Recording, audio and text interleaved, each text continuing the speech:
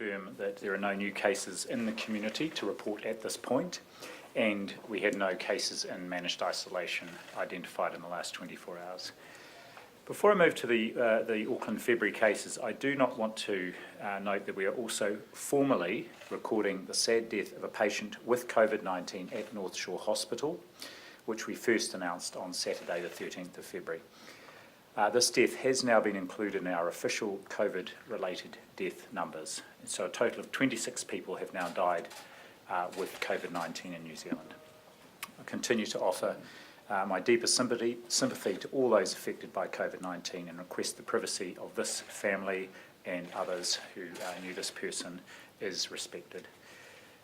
Now, for an update on the Auckland February cases. The 3 positive cases remain in quarantine at the Auckland quarantine facility, and their household contact is under supervision, isolating at home.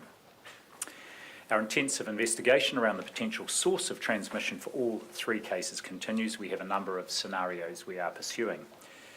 Now, as I've said before, it's important we don't jump to any premature conclusions about the source of these cases. And I want to thank the people involved, these 3 people and their contacts, for the excellent information they're contributing to the picture we continue to build. These cases have resulted in a testing surge, and from the 5,818 tests processed nationally yesterday, and which we are reporting on at this point, it's encouraging, very encouraging again. There have been no positive results, and I should say that those test results were up to around midday today. We had no further positive results. Nationally, more than 15,000 swabs were taken yesterday.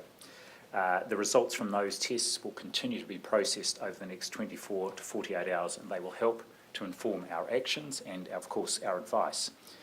Just a regional breakdown on those figures. Across the Auckland region, over 10,500 swabs taken yesterday, and there's been additional capacity added to the existing clinics with pop-ups today open at Takanini, Botany and Papatoetoe. As at 11:15 this morning, a further 1,454 swabs had been taken across Auckland. I do want to thank the hard-working staff at these facilities, and as an additional safety precaution, there is a number of infection prevention control processes in place around queues with queue management for the number of people who are turning out. And I do want to also thank general practices and other clinics across Auckland and indeed across the country that have continued to undertake swabbing. Elsewhere yesterday, Taranaki reported 450 swabs, Waikato 750, and there were 260 in Northland. One crucial but sometimes overlooked piece of work is our ongoing cooperation with ESR around wastewater testing in places of interest in Auckland. Now, ESR started this in the middle of last year, and they have continued to refine their methodology. Wastewater testing can detect even a single person who may be shedding the COVID-19 virus. Such testing has got increasingly sensitive and will help to detect any potential infection in the community. The more we sample, the more likely we would pick up something if it was there. And we have initiated daily wastewater testing, which was already underway in Auckland. We have initiated that this week in New Plymouth and in Hamilton. There is a specific site in Auckland that captures the Papatoetoe area. There is a 48-hour lag in reporting, but so far the results have come back negative, and by tomorrow, of course, we will have that important testing from Monday.